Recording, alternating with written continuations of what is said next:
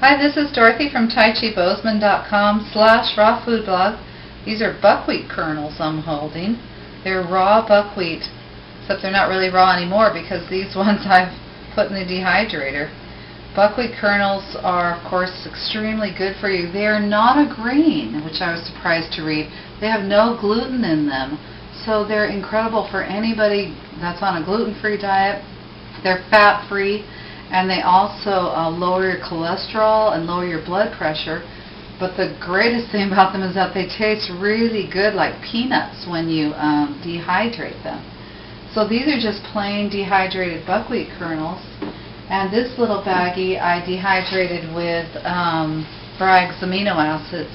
You could do it with namashoyu, which is the soy sauce without wheat. The soy sauces aren't raw, but they're incredibly good for you and fermented. So these ones you could use in cereals. You could sprinkle them on top of your salad, same as these ones. These ones are good just by themselves. And these also make incredibly good chocolates, as I discovered last night, like Nestle's Crunch. So much better. So anyway, here's how you sprout buckwheat. So you take raw buckwheat and you put it, I like to use a sprouting bag instead of a jar for this one, because I'll tell you why in a minute. You fill this with water and you put the whole bag in. And this has 4 cups. And then this is filled with water, and then you fill this with water. And they become quite slimy. So you have to wash it and wash it. And then after 2 hours of soaking, so you soak it in here for 2 hours, dump the water out, and then let it drain. And I just let it drain in my sink basket, right? But some people hang it up.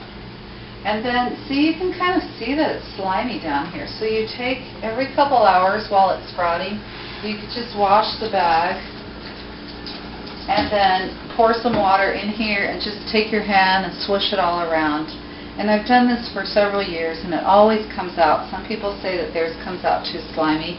But if you just do that, soak it for 2 hours, and for a day and a half, wash it every couple hours. And it's kind of fun. It's no big deal. Then, after it's sprouted for 1.5 days, you just spread it on your dehydrator like this.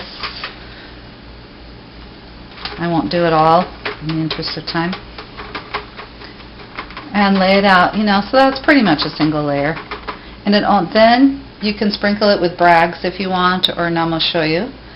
And it's done in 4 hours. Crispy little nut-like treats. And they're really, really good and so good for you.